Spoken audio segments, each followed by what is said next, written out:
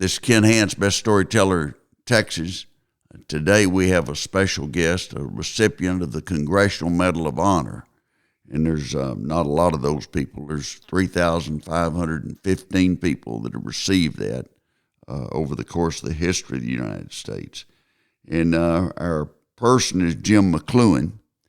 And Jim was born in Bangor, Michigan, not Bangor, Maine, Bangor, Michigan. He was a coach. He was a wrestling coach. He was a basketball coach. When I first saw this, Jim, I thought it was a misprint, but it is Bangor, Michigan, not Bangor, Maine. That is correct. And where is Bangor, Michigan? Bangor is about 10 miles east of South Haven. It's in South Haven's right on Lake Michigan, so we're right on the west coast of Michigan, and it's a small town.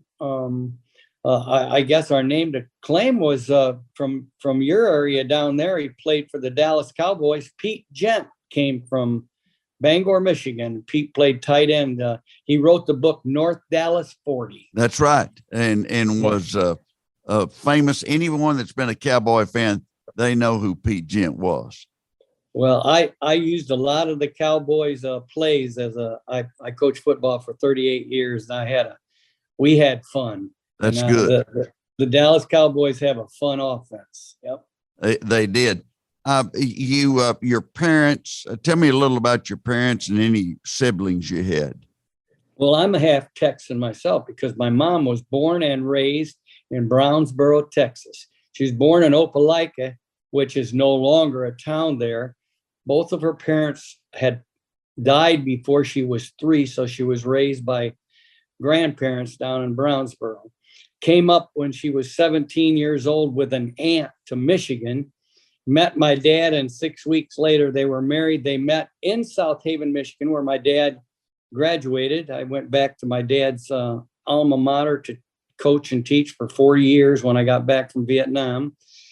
I had 2 brothers. I'm right in the middle. I have an older brother and a younger brother. My mom had an 8th grade education. She being raised by grandparents, and she got to be a handful for a while there. And so she quit in the 8th grade. My dad had a high school education. And then my brothers and I, all 3 of us were teachers. My older brother was also a coach, and we all 3 have master's degrees. You went to Olivet College, Yes, Comets, and yeah. Were you a Comet? I was a Comet. I played 4 years on the football team. I wrestled for 4 years, and that, by the way, was a sport that I'd never even seen. High school or college wrestling. I was an all-conference basketball player in high school. Also played football in high school, baseball, and ran track. 11 varsity letters in high school, 7 in college.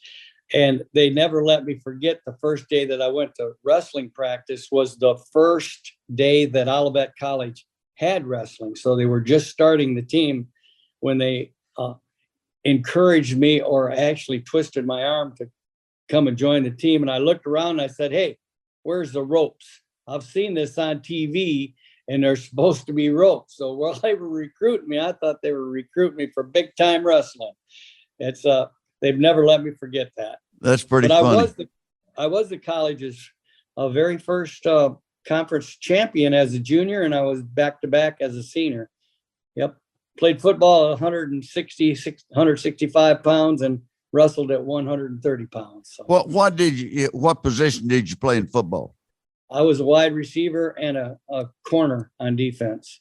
And I held for the extra points and field goals. I was a holder. I was on punt return, kickoff return teams, and kickoff and punt teams. So, yeah, I ran plays in and out with another wide receiver. So I think that really helped me to fall in love with the strategy of football. And I became a coach, and it was very valuable for me later on in life. When did you graduate from high school? I was only 12 years old, and I graduated in 1968. So I'll be 77 in April. And when you graduated, Did you get drafted immediately? Well, I had signed a contract in May of '68. A recruiter came around from South Haven, and I said, wow, I can go back to my dad's high school, and coach and teach. And so I signed a contract on May 25th, '68. Then I graduated June 4th. And then I got a letter from an uncle of mine in the middle of June. You probably heard of him. Uncle Sam was his name. And he said that I was to report for a physical in July. I took the physical. Of course, I knew I'd pass that. I just got off my second conference title as a wrestler. And I said to the lady, well, I thought they were just trying to see who's healthy and who isn't, She said, oh, you don't know? You're getting drafted. So the assistant superintendent came in and sat before my board and informed them that they were 7 teachers short. This is the middle of July, and they're going to start the last of August. We're 7 teachers short. If you take Jim, we'll be 8 teachers short, and we will not be able to replace him in his coaching positions, which at that time was football and wrestling. I raised my hand on the 29th of August and went into the United States Army. And you had graduated from college in '68. Oh yes, I was a graduate. I had signed a contract and I was married, but none of that. When did you graduate from high school? 1964. So you went through in 4 years. Yep. And did wrestling, football, and baseball. And baseball. Couple of years baseball. What'd you play in baseball? I was a shortstop, second baseman. Okay, in the middle. In the middle. So they sent you to basic training at Fort Knox, but they didn't give you any gold. No, they kept it right there in that doggone bank that they have there, whatever that cave is, they put it in. No, they didn't give me any gold. They gave me a ticket to hell's what they gave me. How long were you at Fort Knox in basic? 8 weeks. 8 weeks, and then they sent you to San Antonio. Sent me to Fort Sam Houston, and the reason that because draftees don't get those jobs, studying to be a coach, I'd taken kinesiology, physiology, anatomy, first aid, advanced first aid, strapping, taping, CPR, the whole bit. And I think that's the reason that they thought I'd be a good fit. And my men tell me I was one of the best, but I don't know. I sure tried to be. And so how long were you at Fort Sam Houston? I was there a little while because we had a break at Christmas time. And so we had a little couple of weeks break there, but I was there from November until I think it was the second week in February, because I left the first part of March from Oakland, California to go to Vietnam. And they gave me a two-week break. I actually worked out with the wrestling team then, and they were second in the state. And 2 kids I worked out with won a state title that year. So I got to work out a couple of weeks with the wrestling team at South Haven while I was home. And then when did you find out that you were going to Vietnam? That's a good question too. While at Fort Sam Houston, I'd go to all these classes, and of course, a lot of it I'd already taken, like the first aid cut type of things. And I said, for crying out loud, I got an educational certificate, and these guys they do the same thing every day. They don't even have to write a new lesson plan. I can do this. So I interviewed all the way up through, I think he was a 2-star general, and he said that, you can stay here. You're just the fit for us. So we're standing in line last day, and they were literally going through every member in my company and telling them where they were going next. And they got to Jim McCloughan, and they said, Vietnam, Southeast Asia. And wow. I thought, they made a mistake. They had to make a mistake. Well, here's where the draftee thing and the regular army, that regular army is the guy who volunteers to go in. Draftee has 2 years, regular army has 3. So I went up to the captain who had been telling all of us where we were going. And I said, I think you made a mistake on Jim McCloughan. I'm staying here. And he knew, of course, and he got this very blank look on his face. He said, I'm sorry to tell you this, but a regular Army has bumped you, and he got your job here, and you are going to be a combat medic. I went off into a field. I don't even remember how long I was there, and I will admit that I was brought to tears that I may never, and I paid. I came from a family that was not wealthy at all. I always said we weren't poor, we just didn't have any money. I like that. No electricity till I was 5, no running water till I was 8. But I paid for every bit of my education, as did my brothers, because my parents didn't have that kind of money. And I thought, I'm finally where I want to be. I spent every dollar that I've ever earned in my life, and I might get killed and not get to fulfill that dream and goal that I had to become a teacher and a coach. But I would, and it was there though. It was there that I said to myself, Jim, you got to change your attitude. You gotta forget about being a teacher and a coach, and you better be the best combat medic and the best soldier that you can be, or you may never be a teacher and a coach. But you dug down into your character, your soul, to make yourself know that I've got to do this. Oh, yes. I was fortunate. I tell kids, especially when I'm in small towns. I was at a school called Hillsdale in the middle of Michigan. There's a Hillsdale College, but I was speaking to Hillsdale High School academic athletes. They're top academic athletes that had not only been all state as performers, but also academically, and their parents were there. And I had officiated the AD's college matches and he also was a wrestler for Olivet. So that's how I got there. But I told those kids, as I often tell many from a small town, that someday you will fully understand how lucky you were to grow up in small town USA, because you're like a family in those towns. As a matter of fact, I worked for an undertaker there in Bangor. That was one of my jobs. And I often tell them, bosses or jobs that you have will also prepare you. And that job, dealing with him and working on bodies that, here's an older gentleman. He was at my basketball game 2 weeks ago, and here he is, I'm working on him, and students from my high school that maybe were in an accident, and I would work with them. It had prepared me for facing death as a combat medic. I did a lot of facing of death, of course.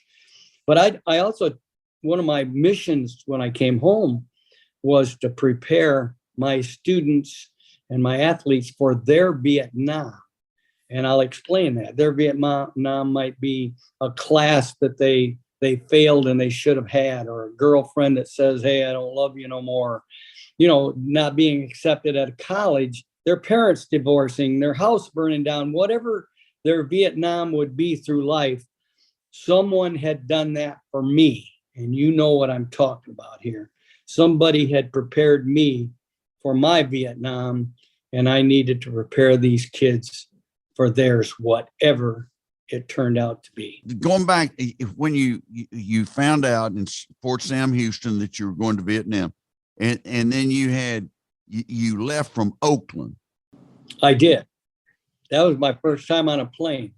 I can remember the look on my father's face. I never saw my father with a worried look on his face, but my father was a World War II veteran, and I think he just knew that might be the last time that he would see his son. And I looked out the window and I thought, boy, I've never seen my dad with that kind of worried look on his face. So, and he was my best friend as well as my dad. Absolutely. And was it a rough flight or just there? Oh my goodness, rough and noisy. Yeah, because you could hear the engine and everything. And we had our big duffel bags, with all of our stuff in it. I could never figure this out, but this is the United States Army or military. We got there, and that's what I slept on, actually, on a plane. And we had to take everything out and put them in these big bins. I'm thinking, why didn't they make me do that back there? Well, later on in that year, when we were going through the monsoons and we needed those jackets, the Arvins had our jackets on. So they were warm and we were cold. We had given up our jackets when we first got there. And now I thought, yeah, this is real dumb, I think. Someone did not anticipate. Well, they weren't going out where we were going. That's people that had us do that. But you landed in Cameron Bay, and how long before you were out in the field? Well, I was supposed to go through a 5-day training and call it orientation. And the second day, they needed a medic in my company that I ended up in. So they flew me up to Chulai, and I went out to Charlie Company, C Company, 3rd Battalion, 21st Regiment, Infantry Regiment of the 196th Brigade, which actually became the last unit to leave Vietnam later on, became a unit with them themselves. And we were with the Americal Division. Americal Division is very interesting because it's the only division with a name and a number. Every division has a number, and we are the 23rd Division. But they were formed in World War II in New Caledonia. So they took Caledonia and America and called it the Americal Division. And it was the largest division in Vietnam. And there I was. And so they sent you out after 2 days. After 2 days, I got off a helicopter, and this is an interesting story too. There in front of me were 2 guys to greet me. One of them had his helmet on crooked, and he had tooth missing in front, and he talked real slow. And the other one, about every 4th word was a swear word. He'd been out there long enough to get a new vocabulary. And I literally said, Lord, you put me in a life and death situation, and these are the 2 guys that are going to save my life. Well, within a couple of days, I learned that both of those gentlemen had a high school education. Of course, I had a college degree. And this is my story when I tell kids, you got to know when to lead and know when to follow. They had a master's degree in being soldiers, and I did everything they told me to do. I tell people I was smart enough to know how dumb I was at that particular time. And first impressions aren't your best impressions at times, because those 2 guys did save my life. My very first day, we ran into an ambush. So I had 2 very badly wounded soldiers to work on. I had 2 that were killed in that attack, and I killed my first human being. And I literally went into shock when I saw that man flip backwards. And it literally flipped backwards, and I know I'd killed him. And this guy that had the tooth missing, he slapped me. And he said, Doc, that's the way it's going to be. It'll be either you or the other guy. And there was my first lesson from this man that knew what I was in at that particular time. You had, and of course, a lot of people don't realize medics carried guns. Vietnam was the first time that medics carried guns. Yeah. And you had your Army rifle and a pistol. I had an M16. And often I gave that up because I needed both hands to do what it was I had to do. That left me defenseless as far as being able to fire back. But I carried an M16. I fought. Did you carry a pistol also? No, sir. Just the Army rifle, the M16. Yep, Army rifle and some extra rounds for my M60 machine gunner. Then you had, when you shot the guy and killed him, it just kind of sent you into a different state of mind. I'll piggyback off of that. I was speaking to a middle school in Zeeland, Michigan, 6th, 7th, and 8th graders. I was supposed to sing a song, give a 45-minute speech, and then have a question and answer time. When I got there, the principal said, we don't have school this afternoon, so we're rotating our classes. Can you do that 3 times? So I talked to the 8th graders, I talked to the 7th graders, did my thing twice, and I was on my 6th graders. They all had been sitting in front of me on the floor. And we got to the Q&A section, and a lady in the back, I assume she was a teacher, said, we have time for one more question. And a little girl jumped up off to my right. And innocently, she looked at me and said, have you ever killed anyone? And how did it make you feel? We speak at 125 words a minute, and we think at 525 words a minute, and 525 words were going through my head. And in 20 minutes, I said to myself, Jim, I'd never been asked that question, never. You have to tell her the truth, tell her so she'll understand, but leave her on a positive note. And I don't know why she asked the question. Maybe her grandfather had been in war. Maybe her dad was in Afghanistan, but she was sincere. And I said, honey, that's the worst thing about war. Sometimes you have to take someone else's life so that they won't take yours. But I've never been proud of it. As a matter of fact, it will bother me my entire life that I took somebody's dad, somebody's son, somebody's husband, somebody's brother, somebody's uncle, somebody's friend. But I was a medic. And sometimes we would wound the enemy and I got to patch him up. So I told her the truth, and I told her so I hoped she would understand as a little girl. And I left her on that positive note that I could patch them up. Right. Jim, how long were you in Vietnam? I was there exactly 1 year. I got there on March the 7th, and I left on March the 6th. March the 7th, 1969 to March the 6th, 1970. And how many combat missions did you go on? Well, we didn't know where the enemy was. We could be attacked.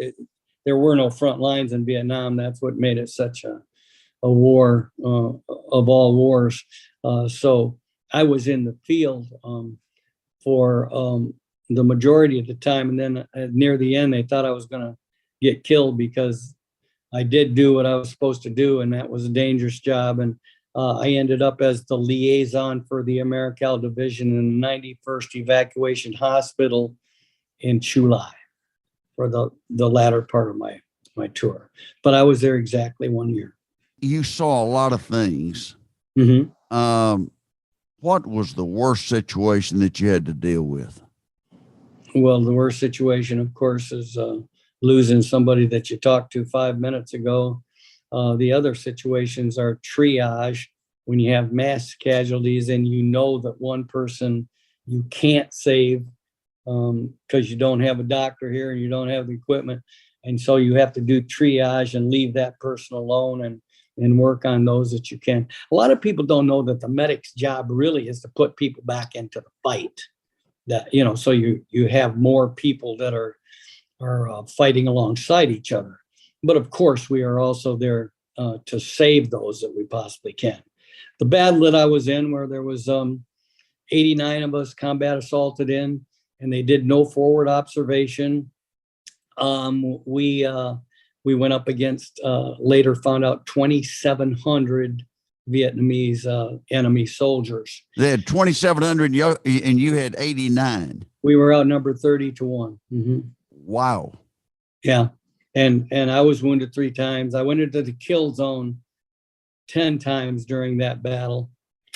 An interesting story, click ahead to 2019. Here I am out in this battle in 1969. And the first man that I saved is Bill Arnold. And I received a letter 2019. In June of 2019. And it went kind of like this. You don't know me, and I don't know you, but you saved my grandpa in 1969. And my mom was born at Fort Knox, Kentucky, when my dad came home in 1970, and I was born in 1991. And last week, my wife and I had a baby boy. And this Sunday, I get to celebrate Father's Day because of you. And I read that to my wife with tears in my eyes. And she said, Jim, you did not save 10 Americans from being killed and captured and one Vietnamese interpreter. You saved 11 family trees. And I had never thought of it that way. So, yeah, that was the worst time. But I was also on a hill called LZ East when it was overran one night. And in around 20 minutes, we had 17 killed. I was the only medic on the hill. We had 17 killed and 34 wounded.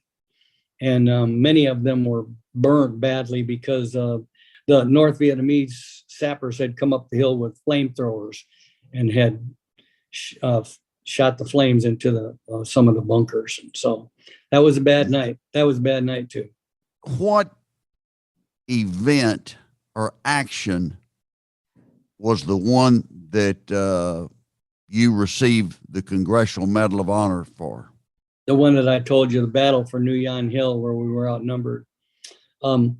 It's an interesting. I'll tell you the short version. That was in May 13th through the 15th of 1969 that the battle for New Yon Hill took place. 4 months later, my platoon leader, Lieutenant Clark, came up to me and he said, Doc, I put you in for the Distinguished Service Cross, which is the second highest medal. But one of my superior officers, who, by the way, was nowhere near that battle, he was back in nice, safe area. He told me you were nothing but a private first class and they don't get that. So put you in for the Bronze Star. And I looked at that lieutenant and I said, sir, I am not here for medals and ribbons on my chest. I just want to get home and be a teacher, a coach, and a dad. I got that Bronze Star and I received another one for valor. You can get it for meritorious service or valor. 40 years later, that lieutenant in 2009 went back after the Distinguished Service Cross. Since I'm making this short, 6 years and 4 months later, he finally got it from the Human Relations Committee to the Army Board of Decorations and Awards, which is where it has to be to start. Took him 6 years and 4 months. A year goes by and he calls me, that'd be 2016. He says, hey, have you heard anything? I said, no, I thought you probably had. And they raised it to the Silver Star and maybe they'll give it to me later on. Maybe they just rejected it. I don't know. But I said, I'll call Debbie Stabenow, who was the lieutenant's congresswoman that was handling the case. Well, I got her secretary. She said, well, I'll call you back. She called me back. She says, oh, it's good news. It's up the Pentagon. Oh, I said, well, how long did that take? She said, well, there's a new guy up there and he said it'd take a while. I said, let me tell you what a while is. Because by that time it was 47 years. Well, we knew it was up there. My wife and I, we were out 3 months. That was August 2016. In October, we were out in Colorado moving her daughter into a house at an IHOP, and we got a call. I didn't recognize the number, so I declined it. We got another call, and I didn't recognize it, but I did recognize that it was the same one I had declined. They left a message, but I'm going to try to play this loud enough. Senator Debbie Stabenow. Debbie, can you hear it? Your home also. I just wanted to touch base with you because, as you know, we've been working to get your service recognized in Vietnam. And the exciting news is that our Defense Secretary, Ash Carter, just contacted me that he's going to recommend your heroic services in the war for the Medal of Honor, which is given to very few people, and it's a very exciting thing. And so congratulations for that. So that's Debbie Stabenow. And so that was the first time you heard about the Medal of Honor in relation to you. Yeah, in relation to me. I knew that it had gotten up to the Pentagon, but that was the Distinguished Service Cross that the lieutenant's working on. Once Ash Carter got it, and you need 2 eyewitness letters. 32 of us walked out of that battle. Not all were killed, of course, but we had a lot wounded badly. 32 of us walked out, and that lieutenant got 9 eyewitness letters. 9. So that's when Ashton. Now, the rest of the story, though, is that must be given within 5 years. And at that time, it's 47 years. So Debbie Stabenow had to write up a bill to waive the 5-year stipulation to pass in the House and the Senate. It did in December of 2016, heard from Trump in May of 2017, and received the Congressional Medal of Honor in July of 2017. So 48 years after the action. And then the next day, I was actually inducted into the Hall of Heroes at the Pentagon, August the 1st. And was that one where you could take your family and your friends as well? Yes, and that I spoke at that one. You could actually bring that up on YouTube if you'd like, the Jim McCloughan Hall of Heroes, and you'll hear my speech. You'll hear Mattis speak. You'll hear Millie speak. A lot of important people there. The acting Secretary of the Army spoke, and then I spoke, and that's probably one of the best speeches that I've ever given.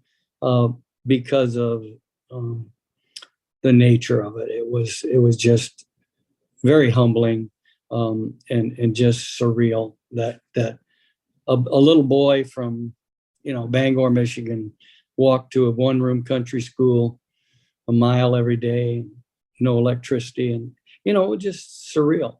Only in America can that happen. I agree. I grew up on a farm in Dimmitt, Texas, up between Amarillo and Lubbock. Mm-hmm. And we didn't have electricity until I was in the 4th grade, and didn't have running water until the next year, the 5th grade.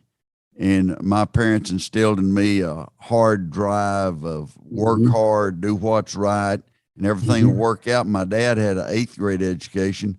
My mother had graduated from high school. So I was the first person in my family to go to college. Mm-hmm. And in college, my roommate was a guy named Ed Whitaker. He was the first person to his family to ever go to college, and he became CEO and chairman of the board of AT&T for 18 years. And when General Motors went broke, he was selected to be the CEO and chairman of the board to turn it around, and he's the one that turned it around. So only in America. Yeah. Only in America could mm-hmm. we. I told him one time, I said, Dean Allen, who was the dean of students when we were there, I said, wouldn't he be proud of us? We were in the congressional dining room having lunch. I said, wouldn't Dean Allen be proud of us? And Ed looked at me and he said, no, he'll be shocked. I thought everybody else lived like that when I was, again, I'll repeat, we weren't poor. We just didn't have any money there. But our table wasn't as loaded as somebody else's table, but we got something to eat most of the time. And yeah, we were warm in the winter because Dad and I cut up the wood and split it. Of course, back then, they didn't have chainsaws. We cut them trees down with those big saws that you use back and forth. Biggest lesson I ever learned, in Vietnam. And I'm going to share that with you because I feel it belongs to everyone. And I'll give you an assignment at the end. It was the second day of the battle, and somebody yelled, "Medic!" And so I ran out into the kill zone. The kill zone is the enemy firing at my men and my men firing at the enemy, and I'm in the middle of that, rescuing an individual. He had a stomach wound, so I couldn't move him. So I'm a sitting duck. I did get hit with an AK-47 round. I put the pressure bandages on because the organs were trying to seep out. And then I took my water, and I didn't have anything to eat or drink for 2 days. I used my water on all of my wounded soldiers, and I wet those pressure bandages down because if I didn't, his organs could dry up and he would die anyway. I gently finally got him the way I needed him, and I pulled him into a trench line that the French had left there during the French-Vietnamese War. And I'm thinking, how am I going to carry this guy through the crossfire into our perimeter? I can't throw him over my shoulder like I did everybody else because it would undo what I did. So I finally decided I would cradle him like a baby and hold the pressure bandages close to my body, and that would hold them on better, and run through the crossfire. And that was one of the times it was good that I was short because I could get really close to the ground. All of a sudden, out of nowhere, a thought came over me. It had been since I was a very small boy that I had told my father that I loved him. As you probably experienced growing up, dads didn't say that to their boys, and boys didn't say that to their dads or to their brothers or any other man, really. And I had a conversation with the Lord, and I said, Lord, if you get me out of this hell so I can look my dad in the face just one more time and tell him that I love him, I'll be the best coach, I'll be the best teacher, and I'll be the best dad that I can possibly be. And I ran to my father in the O'Hare airport when I got home, threw my arms around him, told him that I loved him. He did the same thing back at me, as if we'd been doing that regularly for 24 years of my life so far. I was 24. And that was our greeting and our departure from then on. And I taught my children, my grandchildren. I coached 133 teams in high school in football, wrestling, baseball, and American Legion ball. I taught my 72 assistant coaches that those three words are okay to say. And this is the assignment I'm giving you. There must be somebody out there, not on purpose, but you've been too busy or whatever to tell them those three words. So today you're going to contact them and you're going to tell them, and whoever's listening, you can take this assignment too.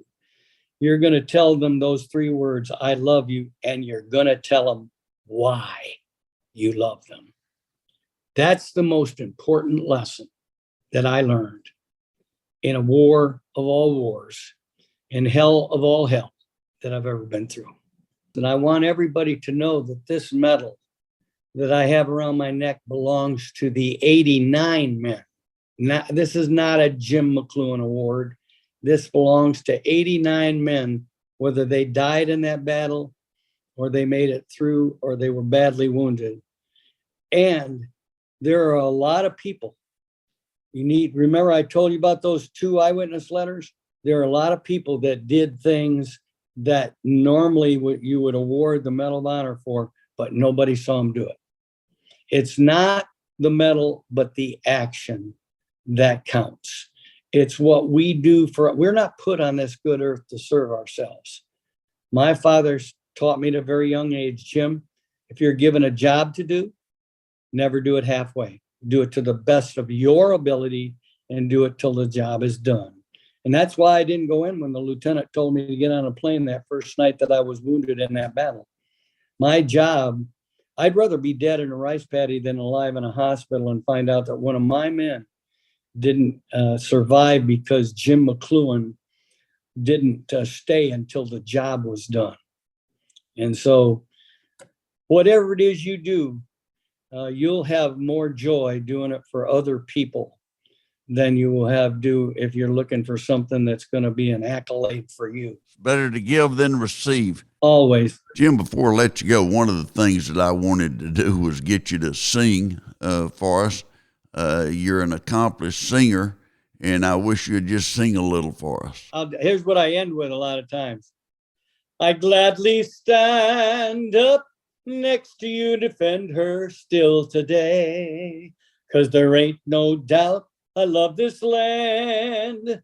God bless the USA.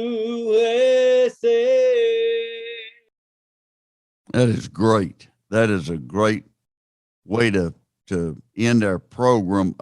I can tell you, I could talk to you all day.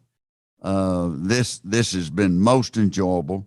How proud I am for you, and how proud we, American public, are for you.